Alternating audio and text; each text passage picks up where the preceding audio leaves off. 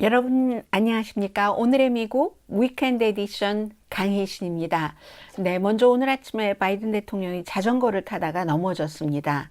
병원에 가지는 않을 정도였기 때문에 제가 이렇게 웃으면서 말씀드릴 수 있는 정도고요. 그리고 정말 많은 일들이 일어났습니다. 무엇보다도 인플레이션, 그에 따른 이자율 인상과 여러 가지 사람들의 경제적인 반응이 달라졌다는 것, 의사당 폭동 사건, 어제 제가 잘못 말씀드렸습니다. 아니, 적는 거에만 그렇게 적었나요? 네 번째라고 했는데 세 번째 의사당 폭동 사건. 여기에 대해서는 월스트리트저널의 패기 누난이라는 컬럼리스트가 본인이 공화당이니까요. 공화당 유권자들에게 할 말이 있다 하고 쓴 컬럼인데 아주 내용이 좋아서 소개를 해드리겠습니다.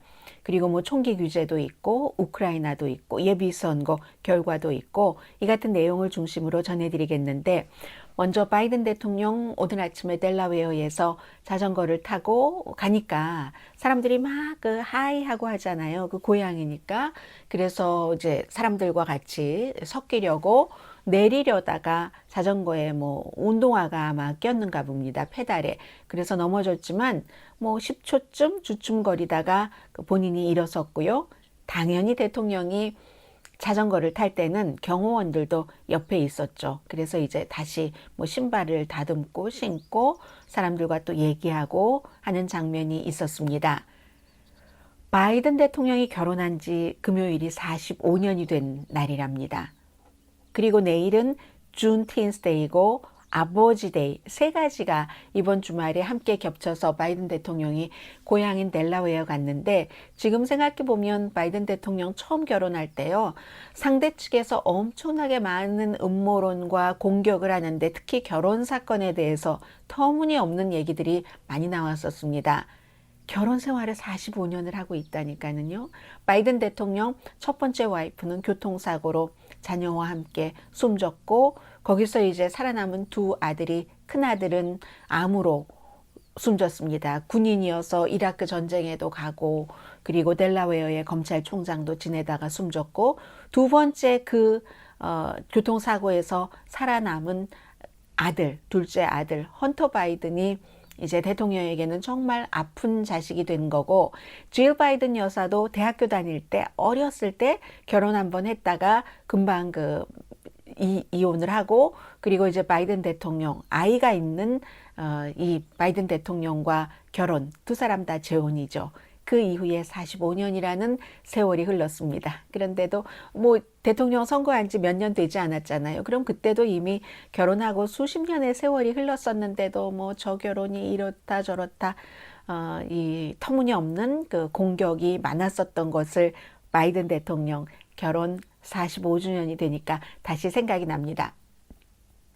자전거를 타고 사람들이 막 환호하고 막 이렇게 얘기를 하니까 바이든 대통령도 뭐 고양이 윌로우라는 고양이도 비행기 태워서 데리고 가고 델라웨어에 그랬는데, 산책하던 그 강아지와 함께 나온 사람들 뭐 세이 하이 하고 하면서 자전거에서 내리려다가 이제 그 신발이 페달에 끼어서 넘어졌던 건데, 경호원들이 놀랬죠. 사람들도 놀랬는데 몇 초 있다가 바이든 대통령이 스스로 일어났고, 또 의사 선생님 또 뭐 뵙지 않아도 된다고 하니까 크게 다치지는 않은 게 현재로서는 분명해 보입니다. 그리고 이제 내일이 아버지 날이고 준텐스데이인데, 넘어지고 다시 일어서서 사람들과 뭐 이제 그 애완동물과 같이 산책 나온 사람들과 하이 강아지하고도 이렇게 하고 여러 가지 얘기하는 과정에서 관세 문제가 나왔습니다. 경제와 연관이 되는 거죠. 곧 시진핑 중국 국가주석을 만나서 이 관세 문제 같은 것도 논의를 할 것이다. 트럼프 전 대통령이 관세를 너무나 높이 올려놨기 때문에 총기 규제에 대해서는 지금 막혀 있잖아요. 의회에서, 상원에서, 하원이 아니라 상원에서. 델라웨어주를 보십시오. 델라웨어주는 살상 무기를 사람들이 살 수 없도록 막은 주입니다. 제가 의회에서 이 총기 규제안이 통과가 돼서 제 책상으로 법안을 넘기면 기쁘게 사인하겠습니다. 이 같은 얘기도 했고 다시 이제 자전거를 탔습니다. 대통령이 가니까 대통령이 가는 데는 막 사람들 기자들 엄청 모이잖아요. 요즘에 이제 그 윤석열 대통령이 출근할 때 기자들이 많이 질문하고 답하고 하는 과정입니다. 미국과 한국이 똑같습니다. 미국 대통령도 어떤 때는 그런 때는 완전히 스크립이 있는 게 아니기 때문에 기자들이 즉석에서 물어보면 대통령도 막 신경을 쓰면서 답변을 하게 되죠. 어떤 때는 답변이 그렇게 해서는 안 될 반쪽의 답변 아니면 말을 공개적으로 해서는 안 될 것들을 하기 때문에 그 뒤에 백악관 브리핑실에서 대통령 그 대변인이 주워 담기도 하고 수습하기도 하고 하는 일이 많이 있습니다. 그러나 이렇게 대통령이 어디 갈 때 가서 뭐 자전거 타고 내리다가 넘어진 뒤에 툴툴 털고 다시 일어났을 때 기자들이 질문하고 답변하고 이건 굉장히 민주주의에서 이제 좋은 아주 그 좋고 당연하고 하는 일이라고 할 수 있고요. 오늘 이제 그런 얘기들에 대해서 답변을 하고 다시 자전거를 탔습니다. 준틴스데이를 조금 말씀드리면요. 내일이 이제 준틴스데이인데 1865년도에 마지막 노예제가 끝난지도 몰랐던 막 그 링컨이 서명하고 이런 것도 몰랐던 텍사스주까지 노예들이 당신들 해방됐습니다 하는 사실을 알게 된 게 6월 19일이었습니다. 그래서 그러니까 6월 19일과 연관이 되는 그 날짜로 연관이 되는 그런 식으로 해서 이제 뭐 여러 가지 지금까지 뭐 노예 해방의 날, 노예 선언의 날 여러 이름을 불러서 시정부, 주정부 차원에서 좀 기념을 했는데 연방정부 차원에서 바이든 대통령이 지난해에 11번째 연방 공휴일 준틴스라고 이제 이름을 붙였습니다.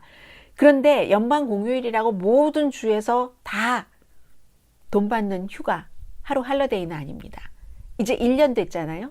그러면 점점 더 많아서 50개 주에서 연방 할러데이가 되는 날이 올 겁니다. 그런데 현재는 18개 주에서만 준틴스데이라는 것을 합니다. 여러 이유가 있죠. 어떤 주는 캘리포니아주가 아직 속하지 않거든요. 캘리포니아주 같은 경우는 과거 노예의 후손들에게 사과를 한다 이런 법안까지 만드는데도 이걸 통과시키지 않은 건 여러 다른 이유가 있었을 겁니다. 뭐 예를 들어서 주정부에서 공무원들 우리 예산도 모자라는데 캘리포니아주는 예산 모자라지 않지만요. 하루 쉬고 돈을 주는 건 안 돼. 아니면 보수적인 많은 주에서는 노예자가 들어가는 것만도 싫어하는 겁니다. 노예 해방의 날 이런 것들. 그래서 부모들도 싫다고 하고 그 정치인들도 싫다고 해서 준틴스데이를 기념하지 않겠다고 하는 그런 주들도 있고요. 아니면 연방정부에서 할러데이로 했어도 주정부에서도 처리하려면 시간이 필요하잖아요. 지난해에 대통령이 연방 그 할러데이로 선포를 했기 때문에 아직 시간이 없어서 이 연방 할러데이로, 주 할러데이로 선포하지 못하는 주도 있습니다. 그런 경우에 이번 주가 내일이 준틴스 노예 해방의 날 기념의 날이기 때문에 일요일이니까 월요일에 쉬게 되는데 연방 공무원들은 쉬지만 주정부 공무원은 18개 주 콜로라도, 커네디컷, 델라웨어, 조지아 이 방송 듣고 계신 분들 많이 살고 계시죠? 일리노이도 그렇고 루이지아나, 메인, 매사추세츠, 메릴랜드, 네브라스카, 뉴저지, 뉴욕, 오하이오, 오레곤, 사우스다코타, 텍사스, 버지니아, 워싱턴 이런 18개 주에서는 주정부 공무원들도 쉽니다. 그리고 기업은 어제 말씀드린 것처럼 한 30% 정도가 현재로서는 민간 기업은 준틴스데이를 할러데이로 하고 있습니다. 준틴스데이라는 것을 생각을 하면서 이 땅이 그렇게 한 인종을 막 정말 때리고 또 때리고 학대하고 뭐 여성에게는 성학대도 하고 하면서 세워온 나라다. 그렇기 때문에 원죄가 있는 나라죠. 미국도 이 그 노예 이런 것에 대해서는 그러니까 점점 더 좋은 방향으로 나가려고 애를 쓰는 그런데 그 자체를 얘기하는 것도 싫고 부정하고 싶어하고 하는 그런 정치인들이나 부모님들이 있기 때문에 노예자의 N자만 꺼내도 slavery, 노예제도, slave의 S자만 꺼내도 싫어하는 사람들이 많이 있습니다. 그런데 얼마 전만 하더라도 뉴욕 버팔로에서 탑이라는 이름의 그 그로서리 스토어에서 총교 사건이 일어나서 사람들이 숨지고 했을 때도 역시 이 백인을 다른 유색 인종이 흑인을 포함해서 리플레이스 한다. 그들이 우리를 대신해서 채워버린다 하는 음모론을 믿은 젊은 청년이 정말 공격용 무기를 가지고 가서 그런 일을 저질렀었던 거죠. 아무튼 이렇게 해서 과거의 것을 생각하고 한다는 준틴스데이가 내일입니다. 미국 사람들 가운데서 준틴스데이에 대해서 어떤 날이다. 1865년도 마지막으로 텍사스의 노예들도 노예가 해방됐다. 벌써 2년 전부터 시작이 됐는데요. 그걸 마지막으로 알고 그걸 기념하는 노예 해방을 기념하는 그런 날이라는 걸 나 많이 알아요. 17% 알고 있습니다. 42% 합치면 59%죠. 조금 압니다. 까지 합치면 한 90% 정도 되네요. 전혀 모릅니다 하시는 분들 11%. 오늘의 미국을 듣고 계시는 분들은 알고 계시리라고 생각이 됩니다. 이자율 인상을 말씀드리겠습니다. 인플레이션, 물가 인상, 인플레이션, 물가 인상이랑 엮이는데 팍스뉴스의 여론조사를 조금 말씀드리려고 합니다. 지금 마켓에 가면 물건이 비싼 것뿐만이 아니라 피넛버터에서부터 여성들 생리대까지가 부족하고 없답니다. 그리고 사람들은 얼마 전까지만 하더라도 여행은 내가 못하겠어. 저기 멀리 있는 가족을 팬데믹 기간 동안에 못 만났는데 가야지 하셨던 것 이제는 더 이상 안 하기 시작하신답니다. 외식, 또 헤어컷 그런 것을 안 하고 줄이고 백야드, 집 뒷뜰에 이제 풀, 곰으로 이렇게 푹 바람 불어서 물 넣는 그런 풀을 만든다던가 이런 형태로 즐기고 집에 이제 청소하시는 분들 좀 와서 저희 집 좀 정리해 주세요 하는 이런 요청도 줄이기 시작한답니다. 소매 판매가 그러니까 12월 이후에 처음으로 줄었고 5월 달에 물가 인상은 1년 전에 비해서 8.6%, 4월 달에 비해서 1%, 소비자 심리 지수도 아주 나빠져서 앞으로 한 5년 내지 10년 동안 매년 물가 인상, 인플레이션이 3.3% 정도는 될 것 같습니다. 이렇게 보통 생각을 하고요. 그러니까 0.75% 이자율을 인상을 했죠. 앞으로 2년 동안 경제가 3월 달에 예상했던 것보다 훨씬 약해질 것이라고들 생각을 하고 있고 실업률도 높아질 것이다. 연말까지 3.7%, 그 이후에 4%까지 내년 말 정도가 되면은 갈 것이다. 현재 3.6%입니다. 경제에 관해서 박스가 아주 광범위한 여론조사를 했는데요. 박스뉴스가 여론조사를 무척 꼼꼼하게 하는 편입니다. 경제가 부정적인 방향으로 나간다라고 생각하는 사람이 82%, 아주 나빠요. 57%, 지난 10년 사이에 최고의 경제에 대한 부정적인 의견이었습니다. 경험하시는 것처럼 가솔린 값, 또 그로서리 값 이런 것들이 저에게 너무 중요한 문제라요 라고 답변했는데 안 그렇겠습니까? 가족 몇 명 계신 분이 가솔린과 그로서리 이런 아주 그 필수적인 것을 사느라고 한 달에 500달러, 600달러를 더 써야지 되는 게 지금 평균 늘어난 지출비입니다. 1년 전에 비해서. 그래서 개인의 재정 상태에 대해서 제가 뒤처집니다. 47%? 그냥 버티고 있어요. 안정적으로 42%. 안정적으로 버틴다는 겁니다. 홀딩이라고 돼 있잖아요. 내가 좀 나은 것 같아요. 앞서가는 것 같아요. 10%인데 이게 지난해 6월 달과 비교하면 6월 달에 저 뒤처졌어요. 27%에서 47%. 그냥 그래도 안정을 유지합니다. 56%에서 42%. 저 좋은 것 같아요. 앞서가는 것 같아요. 이건 줄었어요. 17%에서 10%. 유틸리티 비용이나 의료비 같은 것도 걱정하시는 분들이 무척 많았고요. 제일 큰 걱정이 가솔린 값, 그 다음에 90% 개솔린가, 저 신경 쓰여요. 문제예요. 저희 가족에게. 그로서리 88%, 유틸리티 81%, 의료비용 69% 저희 가족의 문제입니다. 라고 답변을 했습니다. 그러면 그 다음에 이제 정치가 나오죠. 민주당이 잘하는 건 뭡니까? 기후변화, 낙태, 투표 권리, 선거에 있어서의 막 지나치게 이상한 거 주장하지 않는 것, 코비드 19, 그런 것이었거든요. 그게 이제 민주당이 잘하는 것. 그래봤자 제일 큰 기후변화가 15% 공화당보다 잘한다고 했고, 낙태 8%, 투표권 6%, 선거에 관해서 뭐 제대로 하는 것 3%, 코비드 19 3%. 그에 비해서 공화당이 잘하는 것, 이게 중요하죠. 국민의 82%가 경제에 대해서 부정적인 생각을 하고 있는데, 인플레이션, 공화당이 잘한다가 19%입니다. 민주당이 잘하는 거 공화당보다 15% 앞서갔는데, 기후변화가 사람들에게 더 중요하겠습니까? 물가 인상, 인플레이션이 더 중요하겠습니까? 인플레이션은 19%, 국경안전 19%, 범죄 13%. 로스앤젤레스나 샌프란시스코에서 선거 치를 때 보면은 진보적인 유권자들이 얼마나 범죄에 대해서 신경을 쓰는가 하는 것을 알 수 있었습니다. 외교 정책, 공화당이 더 잘한다. 8% 앞서갔고, 그리고 민주주의를 보존한다고 하면 되겠네요. 맨 아래에 있는 것, 민주주의를 보존한다도 공화당이 더 잘한다. 1%입니다. 그리고 인플레이션 같은 경우는요, 공화당이 더 잘한다. 19%지만 중요한 건 공화당, 민주당 사이가 아니라 무소속이 어떤 생각을 하고 있는가, 무당파가 중요하잖아요. 이 무당파가 인플레이션에 대해서는 공화당이 더 잘해 하는 것이 30% 차이입니다. 당연하죠. 지금 물가 인상이 이렇게 높아지고 하는데 공화당이 대통령이었다면 아마 무당파는 민주당이 더 잘할 거예요. 라고 답변을 했을 겁니다. 심지어 민주당도 17%는 이 인플레이션 문제를 해결하는 데 있어서 공화당이 더 낫다고 답변을 했습니다. 바이든 대통령 지지도 보겠습니다.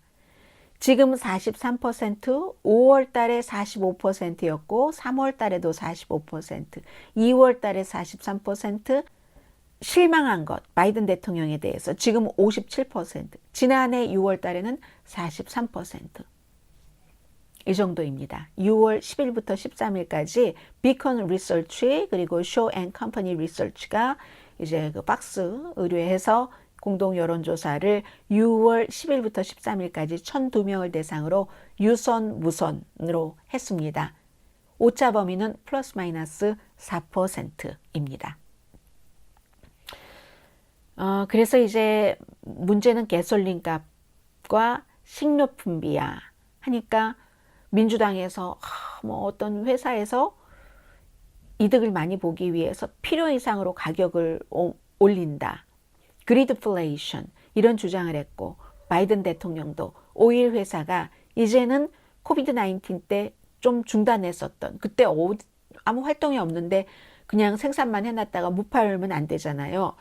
그랬던 것을 지금부터 해라. 하지 않으면 이유는 덜 남기고 오일 생산은 많이 해라. 그렇지 않으면 대통령이 할 수 있는 어떤 행정 권한을 쓰겠다라고 얘기를 했습니다.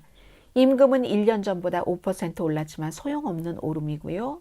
물가 인상이 8.6%니까 완전히 베어 마켓 공식적으로 돼서 뭐 20% 이상씩 최고조 때보다 내려갔고, 비트코인도 2만 달러 아래로 2020년 12월 달 이후 처음입니다. 이더리움도 지금 1,000불도 안 되던데요. 어제 보니까 2021년 1월 이후 최저고, 이 모든 것들이 앞서 말씀드린 굉장히 어려운 경제로 인해서 연방준비제도가 이자율을 0.5%가 아닌 0.75% 올렸기 때문이죠. 돈이 조금 남아돌지가 않는 겁니다. 경기 침체 우려 때문에. 이건 이제 미국뿐만이 아니라 유럽연합도 7월 달에 금리를 4분의 1, 0.25%포인트 인상할 것으로 예상되는데, 이 11년 만에 처음입니다. 그렇게 되면 이태리 같은 나라는 빚이 GDP의 150% 정도가 되니까 어떻게 빚을 갚아야 되나 아주 우려되는 면이 있죠. 미국도 빚이 있기 때문에 그 빚에 대한 이자율도 역시 늘어나는 것이고 그것은 국민의 몫입니다. 의사당 폭동 사건 청문회를 좀 말씀드리겠습니다. 역시 박스의 뉴스 여론조사를 한번 먼저 보고 가겠습니다. 의사당 폭동 사건을 조사하는 게 어떻게 중요합니까? 하는 질문. 얼마나 중요한가? 50%가 대단히 중요하다라고 답을 했습니다. 아마 미국에서 이 뉴스를 듣고 계시는 분들 가운데서 한인 방송의 뉴스를 듣고 계신 분 가운데서 의사당 폭동 사건에 대해서 많이 들으신 분들은 그다지 많지 않을 겁니다. 왜냐하면 한국에서 이게 그 본인들의 아주 밀착한 뉴스가 아니기 때문에 많이 번역하지 않으니까. 오늘의 미국에서는 제가 어떤 때는 여러분들 싫어하시면 어떡하나 걱정은 하더라도 항상 해야지 된다는 의무로 하는 뉴스들이 있거든요. 그게 이 의사당 폭동 사건입니다. 그 의무성의 뉴스를 어떻게 여러분들께서도 듣기에 재밌고 들어야지 되는 것이었구나 라고 생각하시도록 제가 준비를 하는가. 그게 이제 늘 저의 고민이고요. 미국 사람도 대단히 중요하다. 이 조사하는 게 50%. 어느 정도 중요하다. 20%. 합쳐서 70%입니다. 그다지 중요하지 않다는 14%밖에 안 되고 전혀 중요하지 않다도 12%입니다. 그럼 70% 대 26%라는 겁니다. 3배 차이가 나는 거죠. 이걸 조사하는 건 너무나 중요하다. 그래서 이번에 존 이스트먼이라는 트럼프 전 대통령의 변호사가 다 그거 마이크 펜스가 거부할 수 없는 것인지 알면서도 바이든 그 인준을 거부하라고 이렇게 조장을 했고, 그에 비해서 마이크 펜스 부통령은 막 생명의 위험도 무릅써가면서 끝까지 어떻게든 이걸 좀 그 처리를 해보려고 노력을 했고, 그리고 이 청문회의 이번 주에 두 번째에는 그 BJ 박병진 전 조지아주의 연방 그 하원 의원이었고, 트럼프 전 대통령에 의해서 지명된 지방 판사도 이 증언에 나왔습니다. 조지아주 선거와 관련해서죠. 트럼프 전 대통령이 거기서 표를 더 만들어내라고 했는데 트럼프 전 대통령이 검사도 협조하지 않고 말이야. 총무처 장관도 글러먹었어. 주지사도 마찬가지야. 다 공화당이에요. 이제 그런 일이 있었고, 월마트가 마이필로우 그 벽이에요. 가게에선 안 팝니다. 온라인에선 파는데요. 마이필로우 가이가 마이클 린들이죠. 그분이 스티브 배넌이라는 역시 의사당의 폭동 사건과 관련해서 소환을 거부해서 의회 모독죄로 기소된 사람입니다. 트럼프 전 대통령의 첫 번째 그 수석 전략가. 이 스티브 배넌의 그 워룸, 전쟁방이에요. 이 사람 팟캐스트 이름도 전쟁 워낙 좋아하고요. 거기에 출연해서 얘기를 한 거예요. 이 사람도 트럼프 전 대통령과 아주 친해서 백악관도 자주 드나들었지만 결국 모든 것을 장사와 연결시킵니다. 트럼프 전 대통령과 비슷한 구석이 많이 있습니다. 아주 물러서지 않고 해서 그 워룸이라는 팟캐스트에 출연을 해서 월마트가 말이야, 내가 만드는 벽에를 안 파는데 오히려 월마트만 손해보고 엄청나게 이 벽에는 히트, $10,000,000 히트가 될 거다. 이런 식으로 얘기를 해서 알았고요. 콜이라든가 아니면 JC펜이라든가 가정용품 많이 파는 베스 베드 비하인드는 아주 오래전에 의사당 폭동 사건 딱 있고 나자마자 며칠 뒤에, 몇 주일 뒤에 바로 벽에 가이 벽에 안 팔았습니다. 왜냐하면 이 벽에 가이도 계속 부정선거다 하는 음모론을 주장하고 다녔기 때문에요. 자, 그래서 이 의사당 폭동 사건을 계속 이렇게 조사하는 것은 시간이 지나도 트럼프 전 대통령을 지지하시는 분들 가운데서 상당수의 사람들은 그건 부정선거였어. 트럼프가 대통령이야. 라고 생각하실 수 있지만 어느 정도라도 제대로 된 사실을 알린다면은 그 목적으로 지금 이 같은 거를 하는 겁니다. 다시는 또 이런 일이 일어나지 않게 하기 위해서. 그래서 성과가 없어도 해야 되는 일이고 성과가 있기를 바라면서 지금까지는 예비선거에서 부정선거다 바이든이 대통령이 아니다라고 주장하시는 그런 공화당 후보 1000명 이상이 예비선거에서 당선됐습니다. 여기에 대해서 패기 누난이라는 월스트리트저널의 칼럼리스트가 트럼프 유권자는 새로운 방향이 필요합니다 하는 컬럼을 써서 아주 긴 길인데 제가 가능한 한 짧게 요약을 해드리겠습니다. 2016년에는 힐러리 클린턴을 이길 수 있는 공화당의 유일한 후보가 도널드 트럼프였는지 모르지만 그래서 싫어도 트럼프에게 투표한 사람들이 많지만 2024년은 상황이 달라졌다. 제대로 된 사람으로 눈을 돌리라 하는 게 패기 누난의 칼럼의 요점입니다. 저의 견해입니다 라고 얘기하면서 패기 누난이 썼습니다. 트럼프 피플보다 그를 지지하는 사람들보다 더 애국적인 사람을 나는 본 적이 없습니다. 이렇게 얘기합니다. 그리고 뒤에는 트럼프 지지자들은 애국자인데 문제는 트럼프는 애국자가 아니라는 겁니다. 본인만 생각하고 본인 이득만 생각하는 것입니다. 라고도 뒤에는 썼습니다. 그래서 트럼프 피플이 애국자인 것이 그게 아주 깊이 진지한 심사숙고한 생각 끝에 나오는 애국자는 애국심 그런 그 사랑 이런 것은 아니지만 그런 사랑은 아니지만 그래도 그들이 이게 사랑이다 하고 느끼는 그런 것이고 또 더군다나 지금은 뭐 국가를 그 정도로 뭐 충성하고 사랑하고 감사를 느끼고 하는 사람들이 많지 않은 때는 더욱 중요하다. 트럼프 피플의 국가를 사랑하는 미국을 사랑하는 그런 것들이 먼저 얘기를 했습니다. 그래서 이제 그 사람들은 어떤 그 딱 뭐를 찌르는 것도 있었는데 6, 7년 전부터 그러니까 트럼프 전 대통령이 취임하기 전부터 엘리트들이 우리에게 뭐 예를 들어 이렇게 해라 저렇게 해라 하고 한다는 것이 미쳤어. 뭐 이 말 정말 그야말로 거들떠 보지도 않았는데 그때에 이제 특히 이민 남부 국경이 20년 동안 실패를 했잖아요. 민주당은 이 패기 누난의 주장입니다. 공화당이. 민주당은 어디서 소수 인종 막 이민 오고 하면 그거 다 민주당 표가 될 거야 라고 생각을 하고 공화당은 또 나름대로 뭔가 내가 이 발언을 잘못하면 레이시스트 인종차별주의자야 이런 소리를 들을 거니까 몸을 사리고 하다가 이것도 저것도 못하고 이민 정책이 완전히 망가져 버렸다는 거죠. 그리고 잘못하면 공화당은 뭐 그걸 단속해야 돼 하면 히스패닉 표의 일부를 잃어버릴까 봐. 그러다가 트럼프 같은 사람이 나와서 뭐 이민자들이 뭐 강간자고 뭐고 막 이렇게 얘기를 했다는 거예요. 인간 불도저만이 그것을 격파할 수 있는데 그걸 이민이라는 진짜 이슈를 트럼프 전 대통령이 해냈다는 겁니다. 그래서 2016년 그 트럼프 전 대통령의 지지자 그리고 나서는 그동안에는 뭐 정치 엘리트들이 우리가 이러니까 이래야 됩니다 저래야 됩니다 하다가 갑자기 아무 말이나 막 해도 되고 막 이런 그 사회적인 그 분노를 같이 공감할 수 있는 그 희열 기쁨 뭐 과장된 허무주의 미국은 뭐 지금 망할 거야 갑자기 막 동료가 생겨서 무언가에 소속되는 기쁨을 느꼈다는 겁니다.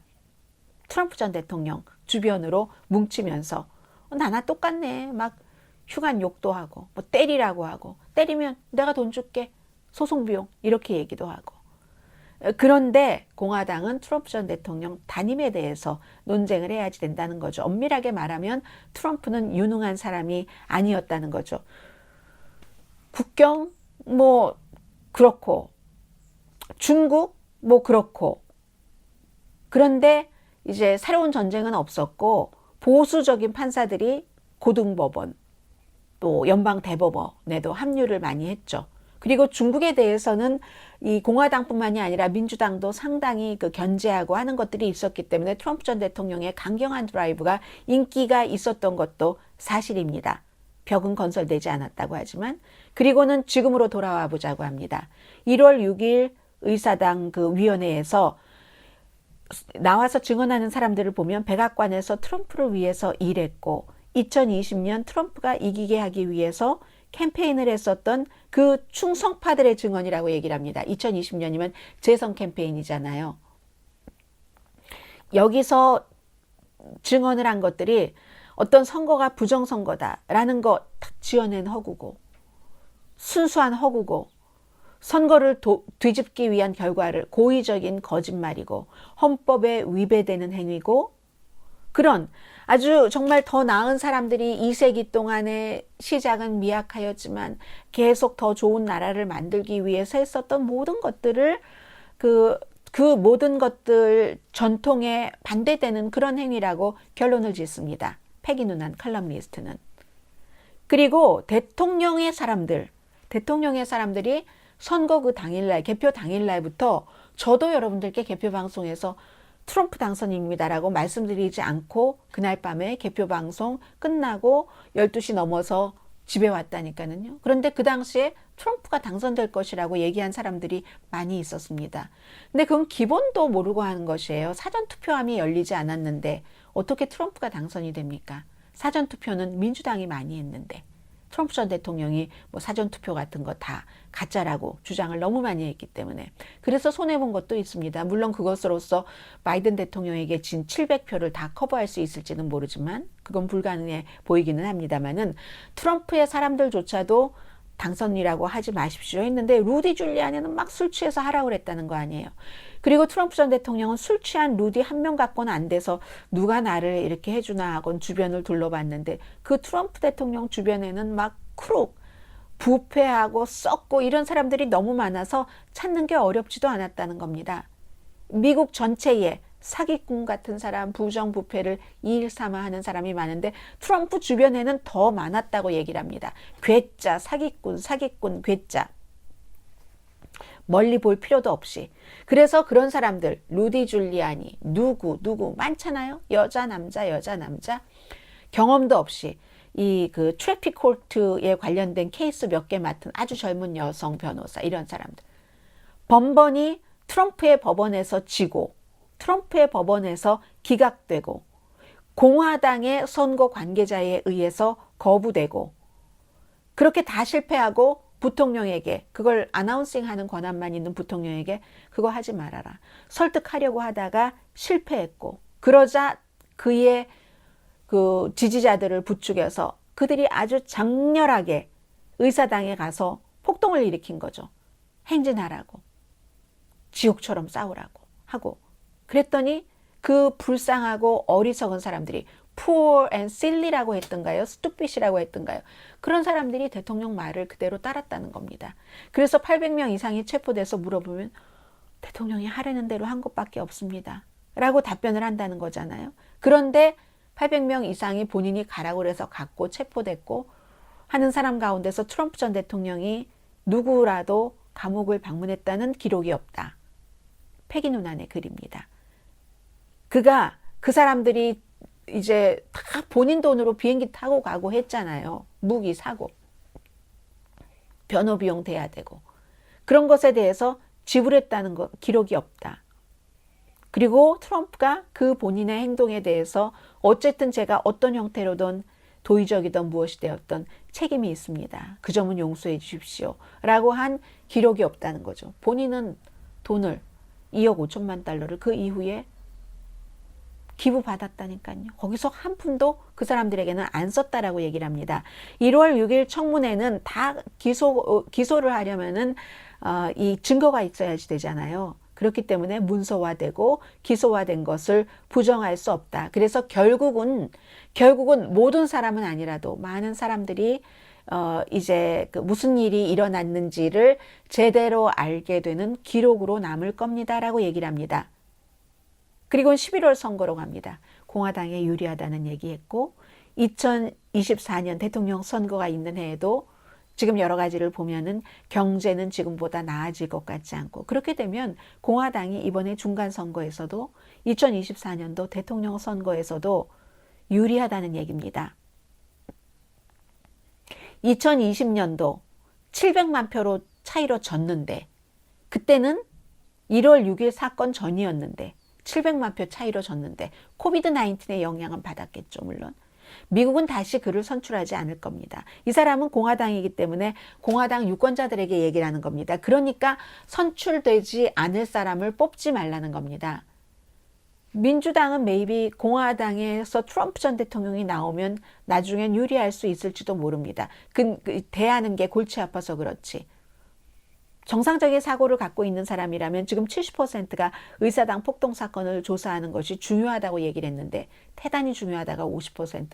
보고 듣고 판단을 할 것 아니겠습니까? 누구의 책임이 어느 정도 있다 하는 것. 그런 사람을 트럼프 전 대통령을 미치도록 좋아하는 사람이 아니면 선출하지 않을 겁니다.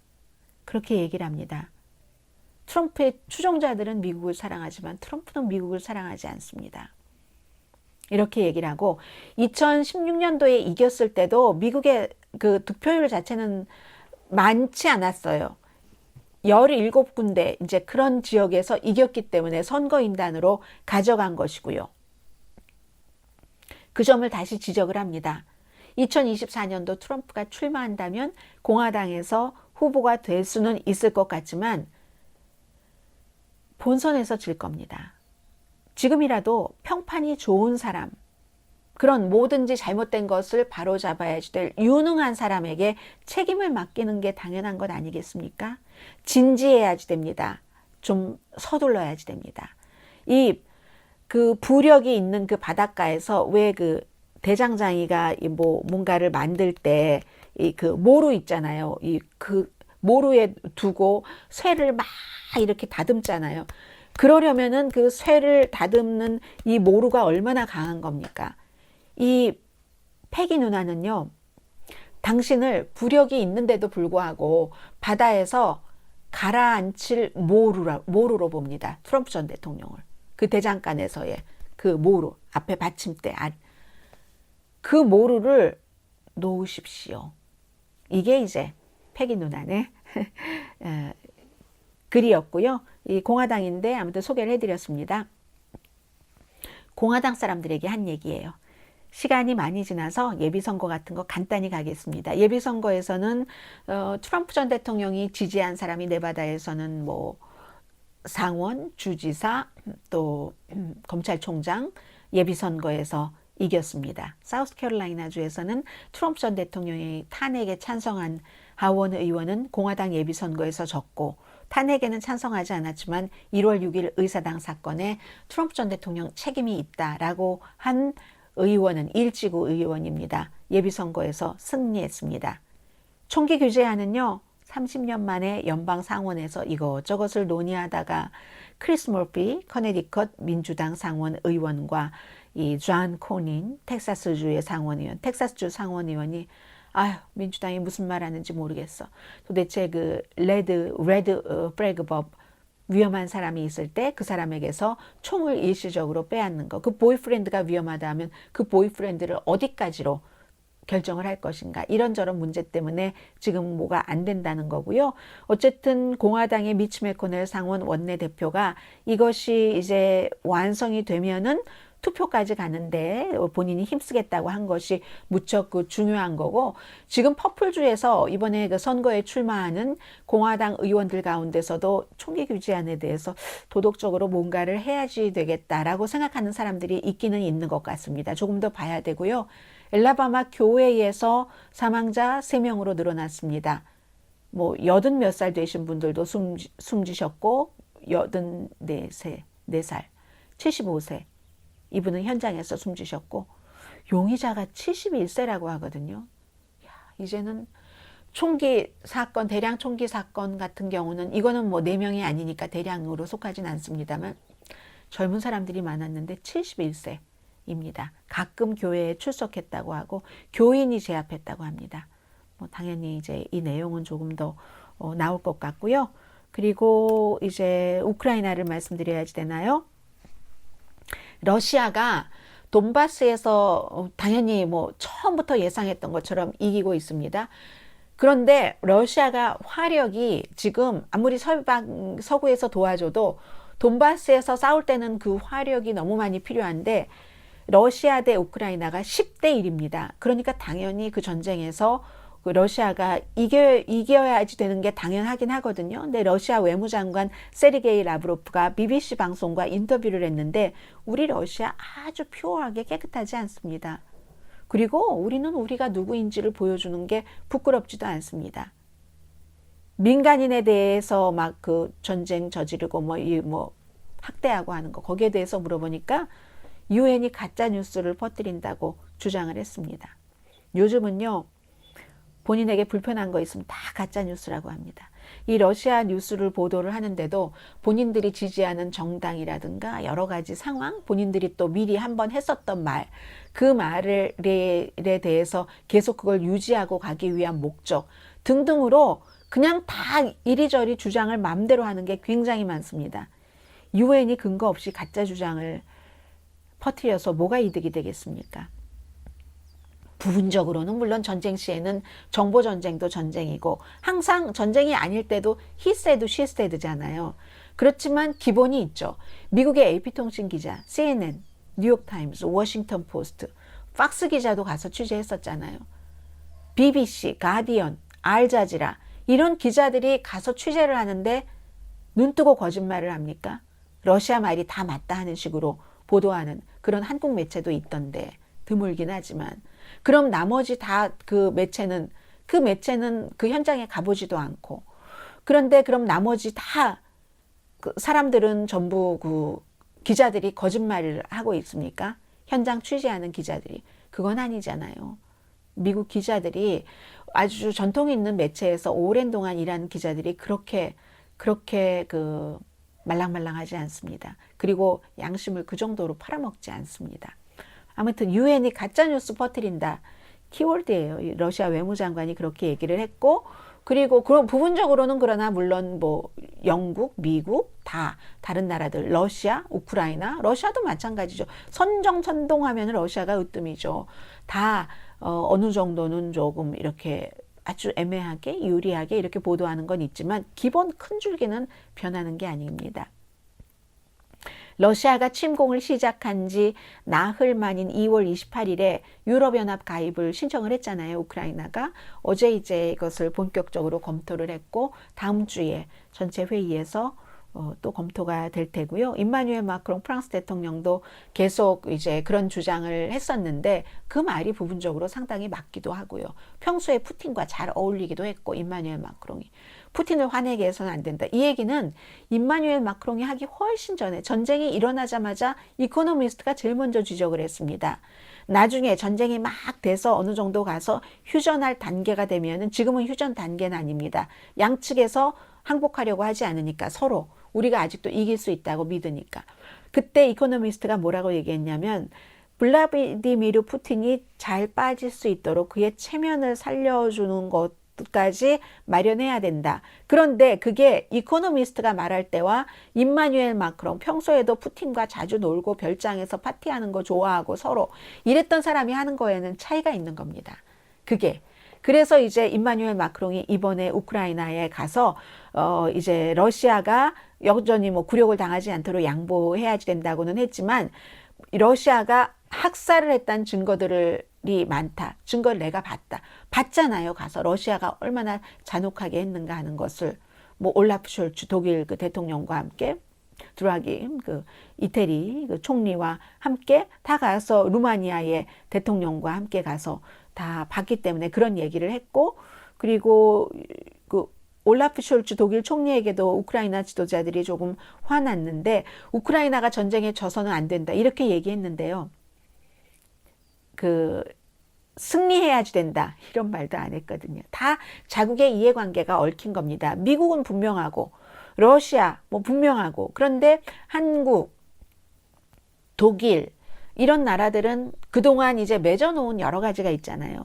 오일 관계, 석탄 관계, 또 한국은 개다되고 북한 문제 이런 것들 때문에 참 애매하고 그런 상태죠. 인도도 마찬가지고 이스라엘도 뭐 그런데 그러니까 잘 이렇게 해야지 되는 거죠. 그래서 올라프 숄츠도 더 무기를 더 드리겠습니다. 이런 것을 약속을 했습니다. 그리고 러시아 투데이에 2명의 퇴역한 미국 군인이 엘라바마 출신이 우크라이나에 가서 우크라이나를 돕는다고 싸운다고 갔다가 그곳에 분리주의자들이 워낙 많으니까요. 체포됐잖아요. 이 사람들이 러시아 투데이에서 이제 인터뷰를 하는 건데 인터뷰가 아니라 본인들의 스테이트먼트를 얘기하는데 누군가가 뭐 월북하고 뭐 이랬다 아니면 납치당했다 하면은 북한 방송에 가서 뭐 남한이 얼마나 나쁘고 북한이 좋고 뭐 이런 것을 얘기하잖아요. 비슷합니다. 30대와 20대인데요. 한 분은 엄마 나 살아있어요. 빨리 집에 가고 싶어요. 저 아직 괜찮아요. 저 지금 괜찮아요. 그리고 이제 다른 사람들에게 우크라이나에 오지 말라고 군인들에게 얘기했고, 또 다른 20대는 소방세계에서 뭐 우크라이나 대단하다 대단하다 했는데 와보니까 그렇지 않아요. 부패가 심해요. 아무튼 그런 것들은 말씀드린 것처럼 전쟁이기 때문에 어느 정도의 과장과 우리 쪽에 좋게 얘기하는 것도 있을 수는 있겠으나, 기자들이 현장 취재한 것을 그렇게 무시해서는 안 된다 하는 것들 말씀드립니다. 뭐 임산부가 들것에 실려 나오니까 저 사람 블로그라고 이렇게까지 얘기했었잖아요. 한국에서 어떤 교수라는 분이, AP통신 기자가 그 사진을 가짜로 찍었습니까? 뭐 사진이 거의 연출됐다는 식으로, 그런 식으로 얘기를 하던데, 그 AP통신 기자가 그런 거 연출하는 사람 아니잖아요. 그래서 예전에는 뉴스를 뭐 팩트만 전해라, 중립적이라 하는데, 그게 기계적인 중립을 했어야지 되는 때가 있었죠. 그때는 극단 양극에 있는 사람들도 어느 정도 신사적으로, 신사협정으로 선을 넘지 않았으니까 뉴스를 전하는 사람들도 중립적인 이 기계적인 중립을 지켜도 충분히 청취자들이, 시청자들이 판단을 할 수 있는 정도였습니다. 그런데 지금은요, 극단적인 것이 너무 주장이 많고, 심지어 언론 매체도 본인이 원하는 식으로, 본인이 어떤 당과 어떤 지도자를 좋아하느냐, 그리고 내가 앞서 해놨던 말, 그 말에 대한 부정을 싫어하기 때문에 그런 이유도 있어서 계속 이것을 아주, 그 말은 또 잘들 해요. 아주 조리 있게 이렇게 끌고 가면은 거짓이 완전히 진짜가 되고, 진짜가 가라앉고 만다니까요. 그래서 지금은 기계적인 중립이 불가능한 시대입니다. 기계적인 중립을 하면은 너무 뭐라고 할까요? 뭘 볼 수 있는 눈이 없거나, 아니면 어떤 때는 눈치 보거나, 어떤 때는 늘 그럴 수는 없지만 정말 중요할 때는 기계적인 중립에서 빠져나와서 이거 이렇습니다, 저렇습니다 하고 전해야지 되는 게, 그게 이제 이런 저 같은 방송을 하는 사람들의 의무라고 생각을 합니다. 뭐 예를 들어서 이런 거예요. 박지원 전 국정원장이 이제 방송 매체에 나와서 예를 들어 윤석열 대통령이 나토 정상회의에 초대받아서 참가국 자격으로 초대받아서 가는 게 나쁘다고 생각합니다. 그러면서 또 결론은 뭐라고 얘기하냐면, 미국과는 아주 동맹을 굳건하게 가져가야지 됩니다. 이렇게 얘기하면 뭘 하라는 거예요? 가면 안 된대요. 그런데 미국과는 잘 지내야지 된대요. 그러면 도대체 거기서는 길이 없는 거잖아요. 가든지 안 가든지 선택인데 어떻게 두 가지를 다 합니까? 그게 말뿐인 거지. 그렇게 되잖아요. 그러니까 한국도 어느 정도 선택해야지 될 땐 선택을 해야지 되는 그런 부분이 있는 겁니다. 정말 한국이 제일 힘들죠. 중국, 러시아, 북한 이런 문제가 있기 때문에 한국이 너무너무 힘든 건 사실이지만, 이제 에너지라든가 사업이라든가 하는 것을 이케아, 맥도날드, 스타벅스 수십 년 동안을 그곳에서 사업한 것 다 버리고 나오잖아요. 이제는 이게 아니구나 하면서, 한국도 화석연료, 뭐 다른 것, 에너지, 러시아에서 수입하던 것 장기적으로는 돌려야지 될 겁니다. 그런데도 한국은 그 북한 문제가 걸려있기 때문에 문제이니까. 그래서 여러분들께서 한국 방송을 들으시든지 미국 방송을 들으시든지, 방송을 들으실 때 저도 욕 많이 먹거든요. 예전에는 기계적인 중립이었는데 왜 그랬느냐라고 얘기를 하고, 너는 도대체 진보냐 보수냐, 미국에 대해서도 너는 진보야 보수야, 이런 얘기를 많이 하는데, 어떻게 방송하는 사람이 항상 진보고 항상 보수일 수가 있고, 항상 이 사람을 지지하고 항상 저 사람을 미워하고 뭐 지지하지 않고 이럴 수가 있습니까? 사안에 따라서 다르고, 그리고 어떤 것은 이 정도까지는 또 청취자 여러분들께 전하지 않아도 되겠구나, 어떤 경우는 뉴스를 청취자 여러분이 저보다 많이 알고 계시는 것들도 있습니다. 분명히 있습니다. 그러나 대체적으로는 제가 하루 종일 잠자는 시간 빼고는 거의 밥 먹을 때도 뉴스를 이렇게 하고 하기 때문에 여러분들보다 더 많은 뉴스를 취합할 수 있는 게 저의 직업이잖아요. 그래서 어떤 때는 이제 여러분들께 이렇습니다, 저렇습니다 하고 말씀을 드릴 수가 있으니까는요.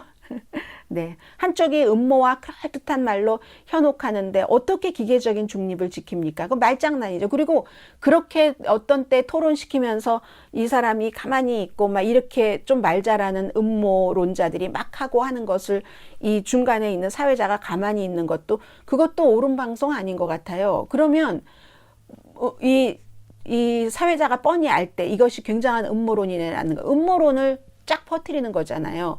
음모론이 아닌 사람이 말솜씨가 조금 없다고, 설득력이 없다고 해서 팍 죽어버리면 그런 거 왜 합니까? 시간 낭비죠. 그런 일들이 많습니다. 아무튼 갑자기 또 그냥 확. 자, 그래서 오늘 제가 여러분들께 마지막으로 시간이 왜 이렇게 많이 갔어요? 마지막으로 짧게 하려고 했는데 이 뉴스 속에서 이제 표현으로 본 영어를 이거 할까 저거 할까 하다가 둘 다 하면 어때? 간단한데 라고 생각을 했습니다. 총기에 대해서 공화당 의원이 딱 협상을 하다가 나왔어요. 나와서 민주당이 뭔 말을 하는지 모르겠어. 보이프렌드를 데이트하는 사람까지 보이프렌드 그 개념에 넣으라는 거야? 뭐라는 거야? 하면서 지금은 안 되는 것 같다고 하면서도 하는 말이 It's time to fish or cut bait. 그 고기를 잡거나 미끼를 그냥 잘라버릴 때다. 그러니까 아주 완전히 아닌 것은 아니라는 거예요. 선택을 할 여지는 있다는 거잖아요. To fish, 고기를 잡거나 미끼를 잘라버릴 때다. 이런 표현을 이제 그런 상황에서 쓰고요. 아주 끝난 것은 아니고 타임이 지금 이렇다는 거예요. 그리고 패기 누난이라는 그 월스트리트저널의 컬럼니스트가 공화당 유권자들에게 얘기하면서 트럼프 피플처럼 트럼프를 지지하는 사람들처럼 미국을 사랑하는 사람을 나는 본 적이 없다. 그런데 it has not always been 언제나 fully 완전히 thought through love라고 하죠. thought 생각 through 그 생각을 통한 love 아주 진지한 사랑, 심사숙고한 사랑, 깊이 있는 사랑? 이런 표현. 그런 사랑은 아니라 할지라도 정말 사랑하는 거야. 이럴 때 thought, 생각, through love라고 표현을 합니다. 심사숙고 끝에는 깊이 있는 사랑, 깊은 사랑. 네. 진지한 사랑. 자, 여기까지 하고요. 내일 아버지 날 준틴스데이에 다시 뵙겠습니다. 오늘의 미국 위켄드 에디션 강혜신이었습니다.